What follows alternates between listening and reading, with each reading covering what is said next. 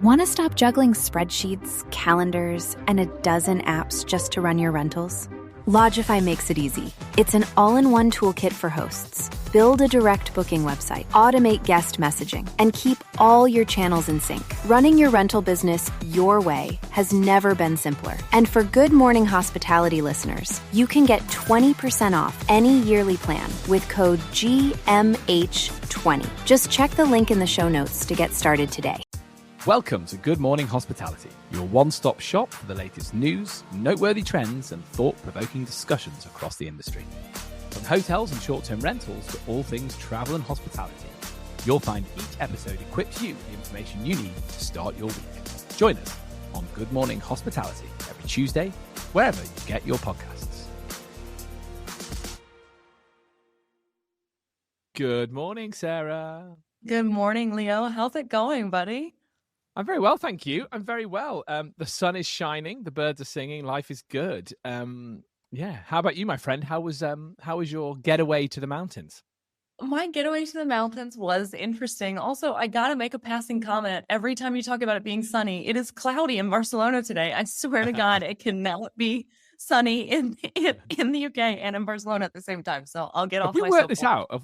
If we work something out that actually, the sun. Well, I mean, all I'm saying is the UK is having probably one of its better years that we've had maybe in 5 or 6 years. Sometimes summer pretty much misses us completely. So I'm sorry that means Barcelona has to suffer, but I can't be too sorry. Like, I mean, look at me. I almost look a bit suntanned, right? I know you do. You do, actually. Yeah. Well, we're suffering the opposite here. Let's see. My holiday was actually great. Like, I went away to the Pyrenees with friends.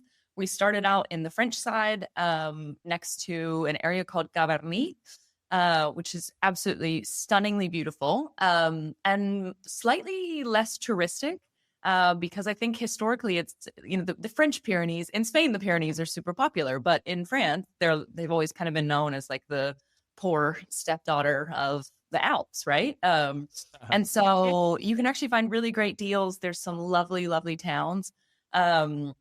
And it was full of Spaniards. So I think every single person that we passed basically was Spanish people on holiday. But really, really lovely. It snowed for the first 2 days, which was incredible to see that. We went for a really cool hike on the first day. And yeah, super, super, super enjoyable. We got sun in the morning, and then as we were on the way back from the hike, it started snowing. And so we were like, yes, we perfectly timed it. And then, the next day we woke up and we were going to change over to the Spanish side. We got stuck in a snowstorm. And so we got trapped in a restaurant for like 5 hours, which meant that I decided that I was going to eat all kinds of fatty foods after having 3 croissants on the French side before crossing. Let's remind our listeners, I don't think anybody knows this, but I have an intolerance to white flour. So I can have like spelt or anything else, but like white flour really does me in. And I had 3 croissants with that in it, and then proceeded to eat torreznos, which is like basically a massive slices of fried bacon. And then I had a Spanish plato combinado. So it was chorizo and fried egg and potatoes. And that night I got what can only be described as the worst bout of food poisoning I've ever had in my life. So I spent the next 2 days in the bathroom of my holiday. Luckily it was snowing and we got snowed in anyway. So it worked out in the end. But yeah, it was an interesting holiday.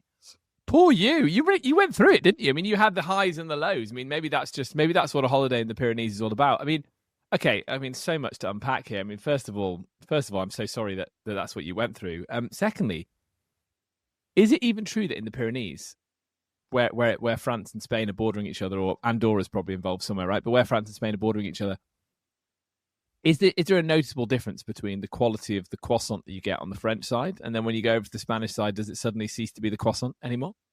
Yes.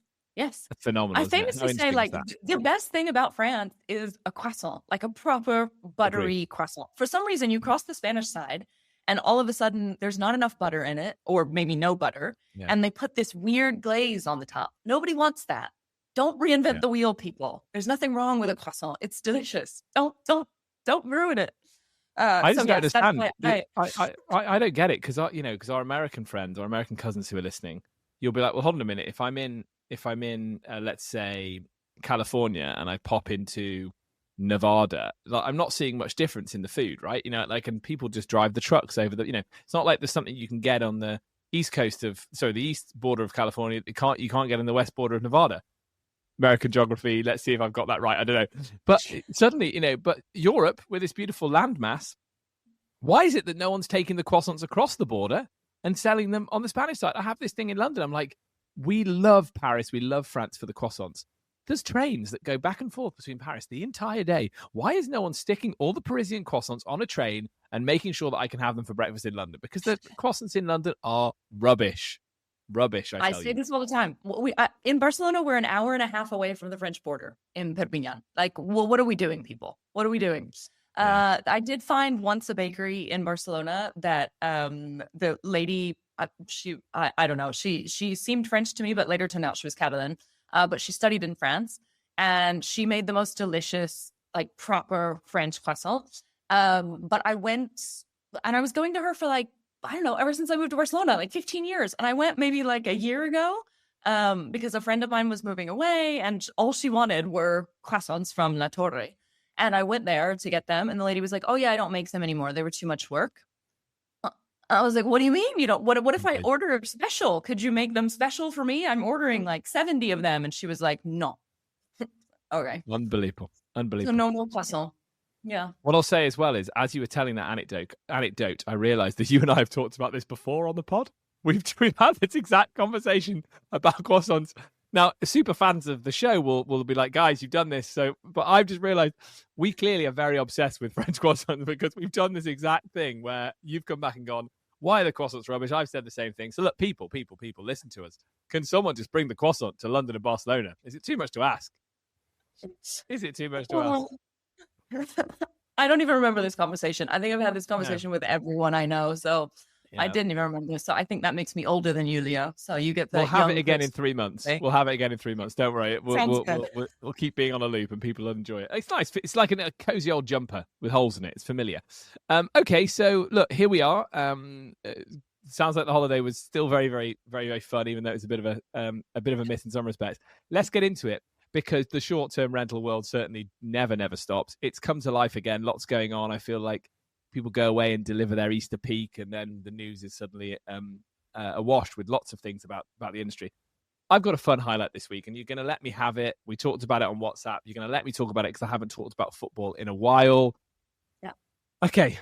Home to Go has unveiled a temporary overnight stay experience at the FC Union Berlin Stadium as part of their ongoing sponsorship of the Bundesliga club. So yeah, anyone who doesn't know, Home to Go are sponsors of Union Berlin. The project will allow selected guests to stay in a custom-built vacation rental located pitchside at the stadium. The experience has been made available for 2 nights in May and is open to applicants who book directly on Home to Go's platform. Okay, fun, super fun. I love this sort of thing. It's a really good example of someone in the marketing team being creative and getting a yes instead of a no, which I really like because, as someone who works very closely with our own marketing team, I love it when an idea comes around and we think, hold on a minute, this is a bit crazy, but I'm sure we can do it. I also like it because it's maybe a little bit in the similar wheelhouse to Airbnb's experiences, waking up at the Musée d'Orsay, all of that sort of stuff. So I think it's really good. I think people like experiential travel experiences. I think that's very hot right now. And also, it's what a great way to kind of plant your flag and be like, look, we are Home to Go, a Berlin-based company. This is our team. We're really backing the locals. Come and see our team and come and stay pitchside. So for all kinds of reasons, I really like it. And mostly I like it because I think you now know what to buy me for a birthday present, Sarah. I know. That was the first thing you said. First of all, can I just say, I'm glad I let you have this one, Leo, because your excitement while explaining that was like a 5-year-old kid on Christmas morning. So I'm going to let you have that one. Yeah, let's see how much it costs and also how quickly it books up. I think this is another, for me, this was a super interesting one. I love like kind of all of the like themed short-term rental properties. I think they're one of the most interesting things about our industry because they are so unique and it's something that nobody else can do except us. And I think it's a really great example of what makes our industry what makes people get up in the morning, what makes people choose to stay in a short-term rental over a hotel, is that kind of uniqueness and that personality. So although I'm not a fan of the football, I can appreciate how one might find this a wonderful place to stay. If it makes you feel any better about it, I'm sure there'll be plenty of bars on hand for the evening when you're staying in the stadium. So and food. I'm sure there's something to enjoy. Bratwurst and all of those great things, Sarah. So I'm sure there's something for you too. What I like about this conversation is it's teeing us up slightly for something we're going to talk about later when we look at the article in Focus Wire about the short-term rentals category at Crossroads. Is this idea of how do we raise the standard? How do we? And I like that. I know you're a fan of themed rentals, and I remember you mentioning your parents had gone and stayed somewhere else for the weekend because it had a point of interest. Remind me what it was, like a big donut or something. What were they staying in? Can you remember? I've made up a big donut. They stayed in a tree house. There you go, a tree house. Yeah. It was a nightmare because they have a 20-kilo pit bull, and she was scared of the wicked stairs, and so my dad had to carry her up. I have photos of my dad carrying her up into the treehouse. She did not enjoy her stay. Yeah, I was going to say that's the downside of the themed stay. But it's making sure that as a hospitality vertical, we're having positive news around what we're doing. So I'm all for this. I'm all for creative thinking, and again talking about how you use the word unique, right? Only we can do that as a category, and it's amazing how hosts can put their heart and their soul and their thought into something to make something as creative as a treehouse in the back garden, or convert a container into a small apartment. So I'm all for that sort of stuff, and I hope we see more of it coming into summer. What caught your eye this week, my friend? Yeah, I think as many of our listeners probably have already heard something about this, Airbnb has released a new policy regarding anything off platform. So there was quite a lot of content in here. I am curious to see what kind of blowback they get. But I'll just go through some of the main points. So first and foremost, now any property listed on Airbnb needs to have every single fee. Either it has to be a tick box that Airbnb provides you with so that you can separate out those fees and they can combine them into the total nightly rate, or you as the property owner or manager are going to have to calculate what that is and add it into the nightly rate. So there are some exceptions to this. So things like parking, which are optional, that not every guest may want to have in the booking, or maybe that they decide they need later. But for the most part, this does include quite a few things. So things like resort fees, HOA fees, taxes, which I think in Europe, in the US, it's something that I've never really come across in a rental, because normally they are kind of included in whatever you pay for. But in Europe, oftentimes, like you go and check in and they're like, oh yeah, by the way, that's €2 a person and it's a municipal tax and it has to be paid in cash and all these kinds of things. So I can see that as being a tricky one for some of our European hosts to navigate.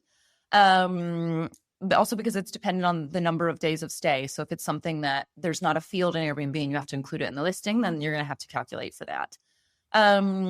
So this was a really, really interesting one. I think the kind of key takeaways here are you have to list a full breakdown of any kind of fees. And the other one that I think is going to be a challenging one is they basically essentially outlawed security deposits. So there are some exceptions. For example, hotels that are listed on their platform can charge that classic like security deposit or take a credit card on file. But I know many property managers as well as hosts that are using security deposits for their properties, especially if you're talking about, a huge luxury villa in Marbella that has 8 bedrooms. It's very common that you can have a security deposit for that. And so I think that's going to be an interesting one to navigate for sure. And then there are also, there's one that I actually liked this one because of my frustrations that I talked about on our last recording. about trying to get into my Sonder property when I went to London for the Short Stay Summit.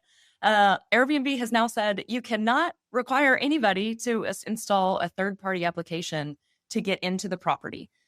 So that means that you cannot require somebody, for example, to download a Sonder app or a Marriott app or a whatever in order to access the actual property. They will allow third-party applications, so things like a Nuki or some other kind of smart lock technology, but only if it is optional. So that means that just being able to do it with the app or with your phone is no longer going to be allowed. So there's going to have to be some sort of a PIN pad or some other way to access the property. I think in terms of ease of use for the guest, that's actually good. For a lot of the hosts, especially those that are managing remotely, it may present some challenges. So these were the things out of there that kind of caught my eye. But for sure, I think there's going to be some blowback. I think the way that it was released wasn't taken very well by many hosts and property managers. It seems quite draconian to me. And I'm curious to see how that's going to impact host loyalty with Airbnb as well. What do you think, Leo? It's such an interesting topic, and it seems to be changing hourly, right? The advice I'm hearing now, they're going to potentially push back the release of the new policy, given all the blowback. I think it's important to start from a position of what does Airbnb value more than anything? And I think it's its individual host that has unique properties. I don't think it's its property manager group. I think they, we'll go on to talk about this later, won't we? When we talk about this, or perhaps this is the moment to talk about it. But we know that there are lots of hosts that just exist, that only host within the Airbnb system. So really, they're still driven by this idea that Airbnb are looking at what's being done off platform and thinking, how do I make sure that every time a guest comes to stay with Airbnb, they have a similar experience? So in that respect, you can look at it and go, well, it's quite natural for a big company, the biggest company in the space, to go, I don't want people being sent from pillar to post and being left outside, unable to access a property. So, a door code is a really, really, really good example, because in minutes, your experience can go from being really exciting to really shoddy. And then by the time you enter the property, you've already taken a star off your review. And so I think we can see this as a defensive move from Airbnb, because they want to try and ensure that they are synonymous with good experience. They need to have a strong reputation. I've said it in previous weeks, with AI coming and many buying journeys starting, on an AI chatbot, not on an OTA potentially in the future. How do you distinguish yourself from the crowd? Well, it's got to be like service delivery, right? And potentially the algorithm will be looking at how well rated the property is. So maybe Airbnb just wants really, really, really well rated. Well, I'm sure they just want really well rated properties, and they want to make sure that quality bar is there. So this, to me, I think if you look at it in the context of that, feels quite understandable, that it's a continuation of that idea that they might take people off platform if the standards are not good enough. They might take people off platform if their instructions are not clearly showing what your guest needs to do to access a property. Like and that might fall on a management company that's got 50 properties to really, really make sure that they're laying out what the instructions are. And if you are using a keyless entry system, again, I think that's good. I think keyless entry systems are good, but if they're used properly, because it means you don't have to wait to do the key transfer with a human being. You just go in and off you go. It's great if someone meets you later to give you that concierge experience, but it's not dependent on you getting in or not. But it's just making sure that you're really upfront about what that process is. Same thing with fees. So from what, and again, this is here we are recording. It's probably going to be different by the time this episode goes out, because it's changing hourly. But from what we're hearing, people are we're having it told to us that people are relaxed about the collection of any fee, especially given lots of buildings require you to take a deposit or a waiver, and lots of local authorities require you to check who your person is coming to stay or take a tourist tax, as long as you are upfront about what those fees are in your listing description. That's the most important thing. And I don't think Airbnb are motivated by the fact. I think they're accepting of people going off platform. They just don't want you to be dragged off platform, taken around the houses and given a bad experience, for one. And they also really are trying to be protective of their guest and their guest data and their guest details. And that's, I'll dig into that in a second. God, we could talk about this Yeah. for the whole episode. So maybe I'll pull back slightly. But yeah, that's the kind of, from what we're hearing, it's what I'm hearing. It's like, look, fees can be collected, but you just need to make sure you're working with a system that is going to be easy for your guests to use, and you're clearly outlining what's going to happen and the reason why it's happening. We collect this fee, and this fee, and that you'll be brought into this environment to do so. So transparency and detail, and host with like 1 or 2 listings. That's easier to do because, clearly you've only got to update 1 or 2 listings. Host with 50 and 60 listings and unique property access instructions and security deposit checks. They're just going to have to work a bit harder to make sure they're in line with it. But there's also an argument to be said that they might, in general, pull back because like you, I've seen a lot of blowback online about this.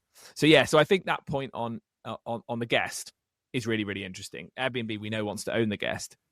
I haven't heard anyone talk about this apart from you and I. Doesn't mean they're not talking about it, but let's think about the EU's Digital Markets Act, right? Which is all about open access to data. Yeah. This kind of, in my opinion, runs counter to that. I don't know if you agree. I would agree, and I wouldn't be surprised if somebody lobbies something against it, for sure. I think in particular when it goes to there's another item that you were about to touch on, which is that now you're not allowed as a host or as a property manager to collect contact details. So you're not allowed to say, hey, give me your email address. Well, that doesn't make a whole lot of sense, because what if you need to contact them for something? I can't imagine a world where when I book a property, I'm not given a phone number or a WhatsApp or an email. And so automatically, if I email the property manager, they have to delete my email from their records or something. I don't know. I think it's a slippery slope there. And it also doesn't seem to make a whole lot of sense. And I think especially for the professionals, but even for individuals, I don't have any properties that are like short-term listed on Airbnb because in Barcelona it's tricky. But I do have friends who have some, like either in the Canaries or in other parts of Spain. And a big portion of their business is repeat travelers. I mean, they'll have a family, for example, come and stay in their 3-bedroom property, and they say, hey, this was great. We'd love to book for, whenever next year. So much more of like a traditional sort of holiday vibe. And so in that case, sure, like they're going to go direct next time, and they're going to email or they're going to call or whatever the case may be. So I think to avoid that properly is going to be a challenge for Airbnb. And I don't think it's realistic. Yeah, and that's the bit the bit that doesn't feel right. Wanting your guests to have a really seamless check-in experience and be told up front what they're going to be asked to do. Brilliant. Let's all do it, because let's raise the standard. You and I consider ourselves hospitality people. It's the idea that we are in service to our guests to provide them this amazing experience. We're going to go on to talk about that in the next article. It's so related. But don't then make it harder to run your business by limiting access and allowing people not to go that extra mile for their guests.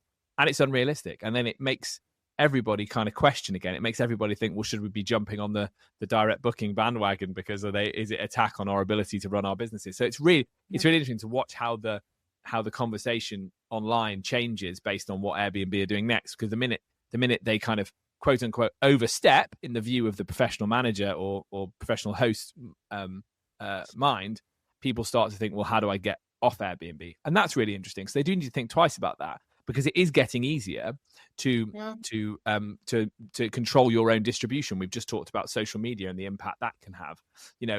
There's lots of ways that people can now get bookings, and that's going to completely be democratized over the next 5 years with AI. So you also, if you're Airbnb, you want to keep in mind that your supplier also should be respected, because it does make, especially people with long memories who are a bit longer in the tooth even than you and I, think, well, how do we get here? Because it used to be that we used to send out marketing brochures to people, and 1 in 10 would come back and someone would make a booking, and that was how we paid for distribution.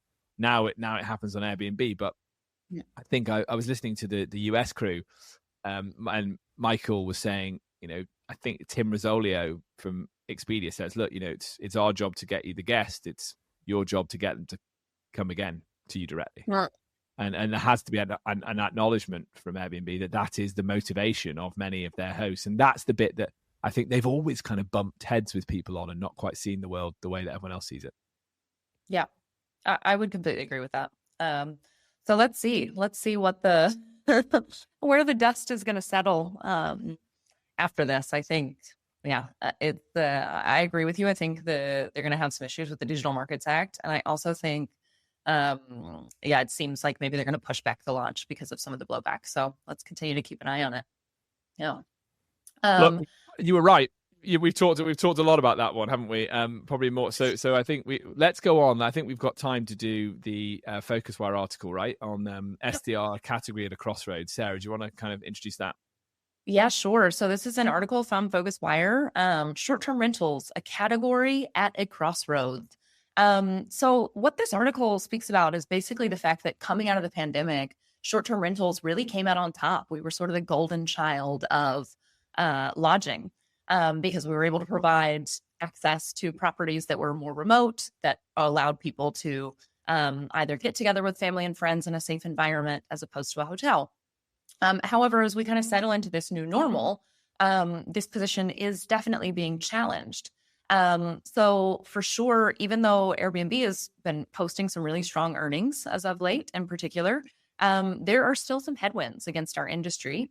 And the majority of those are reputational. So things like viral headlines of bans and restrictions that are citing short-term rentals as the leading cause of the affordable housing crisis in many major cities, which we all know is not entirely true, but we'll leave that there for another day. I won't get on the soapbox today. We haven't got time for the soapbox. I'm trying. Uneven guest experiences, which we just touched on, but we can touch on some more. So things like not having, sort of going to one Airbnb and then the next, time you check in at a Vrbo property and the next time you check in at a Booking.com property, and they're never really the same, right? So this kind of lack of standardization sometimes and professionalization. And then also rising scrutiny in particular from guests under the age of 35. So this is led by a couple of different things. One is, just as you mentioned, Leo, kind of just overall skepticism of the OTAs. So they're much more likely to book a property that they've seen on Instagram, that some influencer has posted, that someone else, even though they don't know this person, this influencer has stayed in this property, and so I only want this property, right? Rather than trusting like an OTA.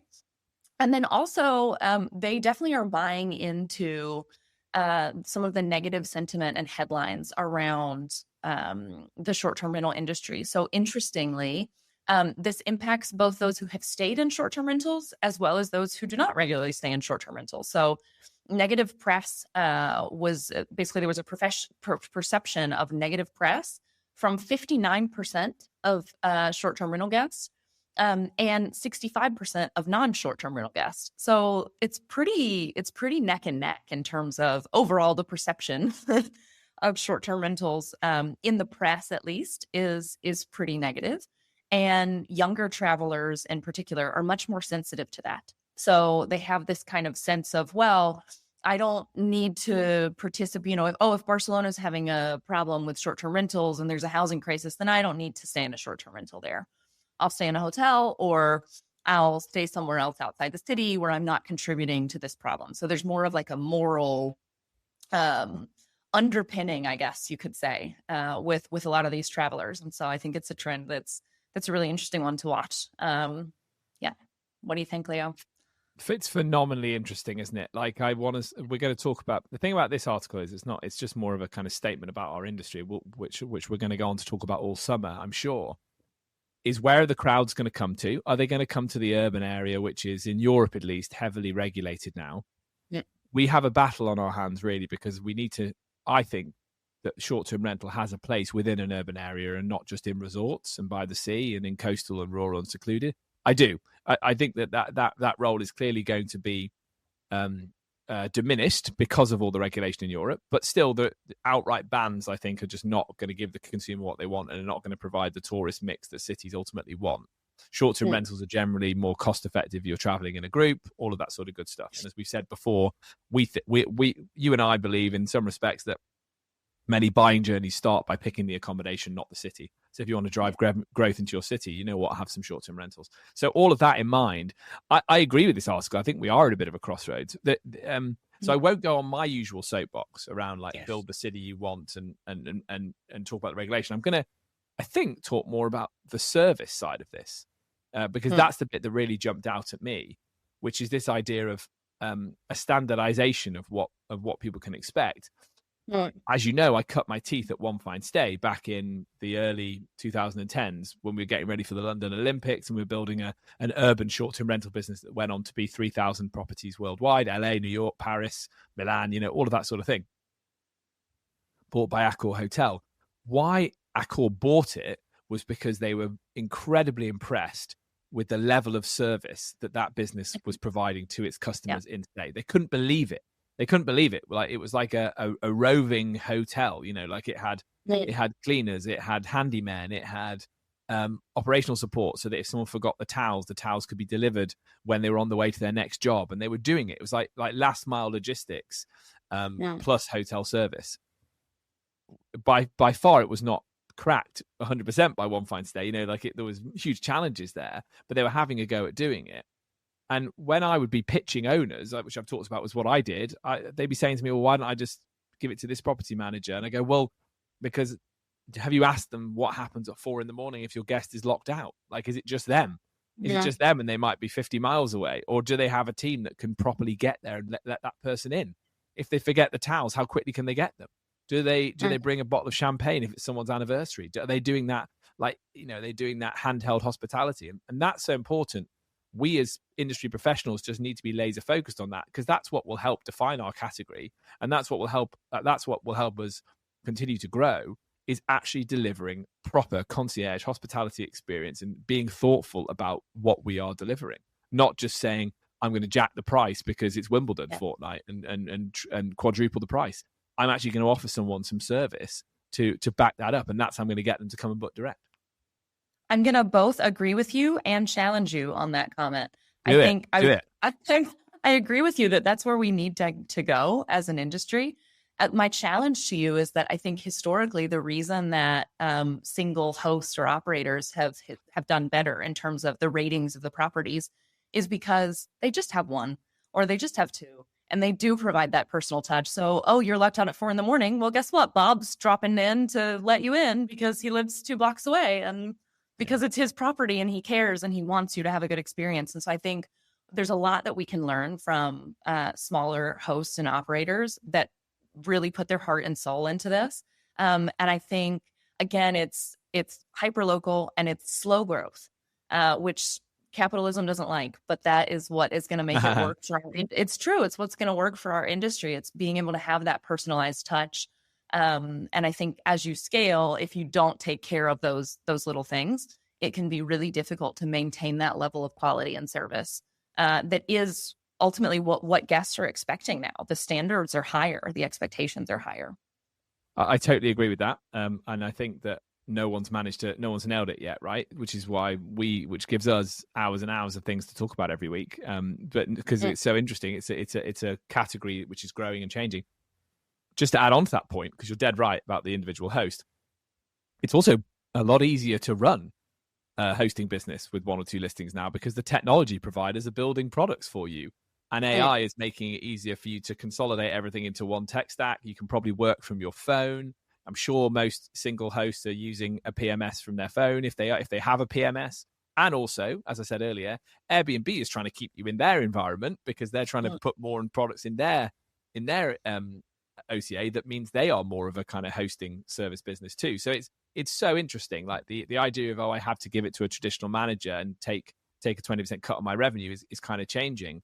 And again, if it continues to be the case that it gets easier and easier for you to host on your own, and the quality scores are there, then Airbnb is going to encourage that type of host on their platform. And what Airbnb do first, everybody else kind of has to fall in line with later. So I think it's an incredibly interesting time. Look, we're out of time. Sarah, so nice to hang out with you. Sorry again about the food poisoning. Not what you want when you go away, is it? Let's talk about croissants next week. We haven't talked about that enough. To everyone at home, Thanks for joining us. Really nice to see you. If you enjoyed today's show, please hit like, share, subscribe, and all the usual social places. We'll be looking at more data in the coming weeks now as summer starts to hot up. Plus, you'll be very excited to know we're going to do a deep dive focus on the Eurovision Song Contest. Because come on, it's that time again. I love it. It's my favorite thing. I feel European every time I watch it, even though I'm technically not. You are. You're one of us. You're one of us. You're one of us. Okay, until next week. Thanks, gang.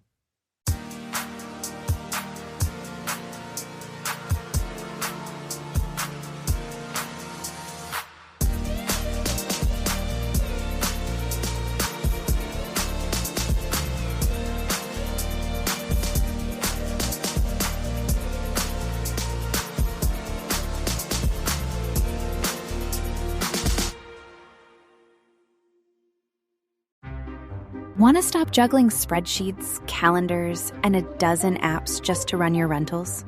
Logify makes it easy. It's an all-in-one toolkit for hosts. Build a direct booking website, automate guest messaging, and keep all your channels in sync. Running your rental business your way has never been simpler. And for Good Morning Hospitality listeners, you can get 20% off any yearly plan with code GMH20. Just check the link in the show notes to get started today.